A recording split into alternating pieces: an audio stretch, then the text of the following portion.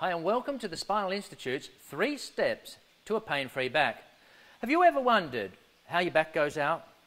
You know, this might have happened to you or a cousin or a friend, but everyone knows someone that all they did was bend over. They picked up the soap from the shower or a pencil and then suddenly they're in searing pain, or they went into the fridge and then suddenly, their back goes out. Well, how does this happen? I mean, well look, put it this way, I'd understand it if my friend came up to me and said, "Oh, I've hurt my back again." I said, "Yeah." He said, "Yeah, it hasn't happened for 6 months. But there it goes, bang, I'm in bed again with muscle relaxants, laid flat on my back for 2 days again." I said, "Well, what did you do?" "Well, I tried to pick up a train." Well, I'd understand that, because a train's heavy, right? You go, "Yeah, well, that's way too much for your back to cope with." But to pick up a pencil and your back goes out? So what's really happening here? I mean, are our backs really that fragile that we can pick up something as tiny as a pencil or a shampoo bottle and suddenly we're left in searing pain again? I'm going to teach you today, in our 3-step method, what causes your back to go out, what is actually happening, so then you can avoid it happening in the future. Now, because unless we remove the causes of your back pain, well, let me just show you an example. Here's Ralph. Ralph suffers from back pain. Ralph suffers from back pain because I hit him with a baseball bat across the back all day, every day. Yeah, I hit him when he's slouching in front of the computer, when he's bending forward in the garden. I hit him and I hit him and I hit him. And to tell you the truth, it's quite fun. But unfortunately for Ralph, well, he doesn't see the joy in it. So let me ask you this. If I asked you what would be the best way to help his back pain, what would you say? Get some chiropractic treatments, some massage, acupuncture, get his chakras balanced, check his diet, get me to stop hitting him with a baseball bat across the back. Well, that's not a bad idea, is it? You see, the cause of Ralph's back pain is me hitting him with this bat across his back, right? And if Ralph went and got any treatments and spent all his money on medications or chiropractic treatments, for example, without having me stopping hitting him across the back with a bat, well, you see, this is the cause of his back pain, right? And for him to spend all of his hard-earned money, not to mention his precious time, well, that would be just wasting his money. It'd be downright crazy, wouldn't it? Because we've not got rid of the cause, me with the bat.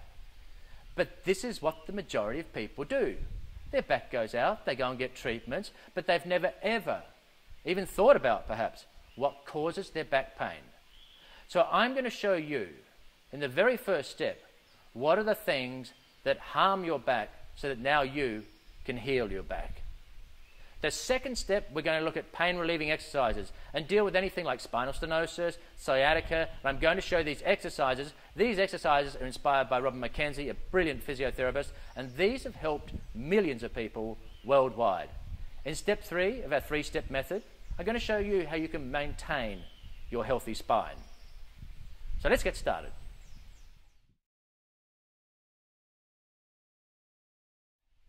So in order to remove the causes of your lower back pain, we need to find out what are the major causes of lower back failure. Now the first one is fairly rare. It's a large impact. For example, you're on a skidoo and you go over a massive jump and you have a huge impact, which is just way too much for your spine. That's fairly rare to happen. The second one is repeated flexion of your lumbar spine.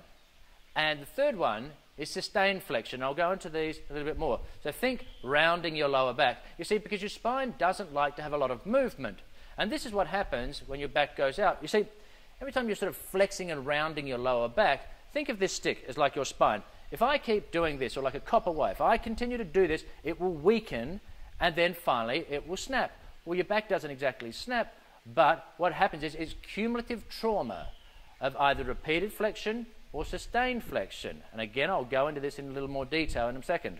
But just for the moment, think that that's what happens when you go to pick up that pencil or that cake of soap and you're laying flat out in the bed again with muscle relaxants, simply because it was the straw that broke the camel's back, if you like. It was just that last little trauma of cumulative traumas to your lower back, because your spine can only take so much of this bending and flexing, all right? So repeated flexion is, let's say you're bending to pick up things in your garden and you're rounding out this lower back. You've lost that inward curve, the lumbar curve that I have now, and I'm standing up and you're standing up straight. That inward curve is what we call neutral spine. But what happens when you get into trouble is when you start to round out that lower back and lose that curve. Okay? And you're repeatedly doing that, you're continually doing damage. So you think you're going to the garden, you're weeding, or you're picking things up, and over time, trauma after micro trauma, and this is what happens until finally your back can't take it anymore. Add to that sustained flexion, meaning once again you've rounded out, they've lost that curve. Think of yourself slouched in front of the TV or your computer like this, sitting out there. Once again you see I've lost that inward curve, the lumbar curve is gone. So what is happening here? Let me tell you, when you lose that curve, think of it like this. When you've got that inward curve, your spine, think of my hands as your vertebrae. Okay? Imagine I've got a balloon between my hands. That represents your disc. What happens is when you do this, you flex the spine. Okay? You're flexing the spine. So imagine the vertebrae then do this. They flex. Now imagine if that balloon's here and I flex like that. What happens to the balloon? It bulges out this way, right? Well, that's representative of your disc, and that's pretty much what happens. The inside of the disc then migrates backwards. Do it for a little while, and that's when you'll get that back stiffness. Okay, sitting in bad position or leaning over into the garden, and then you get up and you just sort of bend backwards and be stiff. But if you do this long enough, you start to damage the soft tissues, and the disc will migrate further backwards, and then you can have really large back pain. If it then protrudes even further, it can start pressing on nerves, such as sciatica. So we need to stop doing this. We need to keep what is called neutral spine. So we're going to have to work on bending techniques, lifting techniques, sitting techniques. No more slouching. You need to feel like you're sitting tall, standing tall, walking tall. So let's just take a closer look at when it is you could possibly be harming your back all day, each and every day. Well, let's start from by the time you get out of bed in the morning. Here you are, laying in bed. You go to get up out of bed. Ugh. Just rounded your lower back. That's another one of these. Already, you haven't even got out of bed and you've already harmed your lower back. Then you go and put on your slippers. Rounded your lower back again. You go to get off the bed. Rounded your lower back again. You go into the toilet. Sit down on the toilet. Rounded your lower back. Get off. Rounded your lower back. Clean your teeth. Rounding your lower back. And on and on and on. Repeatedly flexing that lower back. Remember, micro trauma after micro trauma. We haven't even got you out of the bedroom yet. Then you go, for example, to the kitchen, where you go onto the laptop. So then you're sitting at the laptop, and you're slouched in front of the laptop, checking your emails in the morning, sipping on your coffee with this sustained, rounded, fully flexed lower back, continually flexing that lower back. Over and over and over again. And we still haven't even got you out of the house. So imagine all of these things, micro trauma after micro trauma, so you start to get to an understanding of what's going on. Now, what is it that we should be doing? So I want to make sure that you're clear on what neutral spine is. As you see, when I'm standing up here in good posture, they have that inward or lordotic lumbar curve. That's our natural curve. That's what you must maintain. It's called neutral spine. What we don't want is that flexed spine, okay? We want to keep that inward lordotic curve. So that is what we want to achieve to protect our backs. Not this in bending and lifting, nor in a slouched position. So let's have a look how we go about our daily lives, doing our daily tasks with neutral spine. Okay, so let's start healing our back instead of harming it all day, every day. So let's start from getting out of bed.